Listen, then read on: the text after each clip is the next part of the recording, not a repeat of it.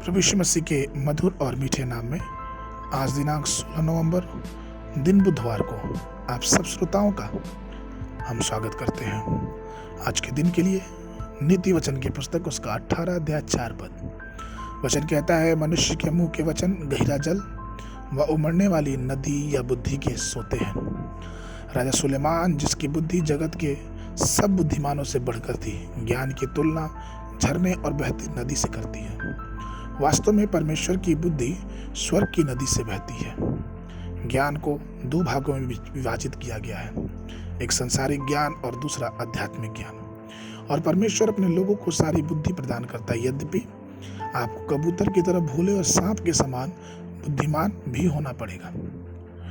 छोटे मोटे कार्यों करने के लिए आपको बुद्धि की आवश्यकता होती है। यदि आप बुद्धिमानी से बोलते और करते हैं तो आपको अपने किसी भी शब्द या कार्य के लिए बाद में पछताने की आवश्यकता नहीं होगी। हमारे प्रभु यीशु को कभी भी अपने किसी भी शब्द को वापस लेने की जरूरत नहीं पड़ी, ना उसने कभी से माफी मांगी। ऐसा इसलिए था क्योंकि उसने परमेश्वर के ज्ञान के माध्यम से हर एक शब्द कहा। याकूब की पत्री उसके पहले अध्याय के 5 पद में करता है, पर यदि तुम में से किसी को बुद्धि की घटी हो तो परमेश्वर से मांगे, जो बिना उलाहना दिए हुए सबको उदारता से देता है और उसको भी दिया जाएगा। एक बार की बात है कि एक राज्य की सेना में सैनिकों की एक विशाल भीड़ हो सकती है और बहुत सारे हथियार और गोला बारूद भी होते हैं, और उन सैनिकों के पास कोई रणनीति नहीं थी। अब जरा आप ही बताइए कि अगर इतनी बड़ी सेना और गोला बारूद होने के बाद भी अगर हमारे पास रणनीति नहीं है तो वो सेना और गोला बारूद किस काम की। ठीक उसी प्रकार अगर हमारे पास ढेर सारी किताबों और डिग्री हो लेकिन हमारे पास ज्ञान ना हो तो इन सारी किताबों और चीजों का क्या मतलब। हमारे और आपके पास प्रियो परमेश्वर का वचन है, परमेश्वर की आशीष है, और अगर हम उस परमेश्वर के वचनों पे मन नहीं लगाते, ध्यान नहीं लगाते, तो हम हमेशा शैतान के इधर उधर भटकाए में भटकते रहते हैं और हमें यह पता नहीं होता है कि स्वर्गीय बुद्धि और स्वर्गीय ज्ञान परमेश्वर के वचन में है।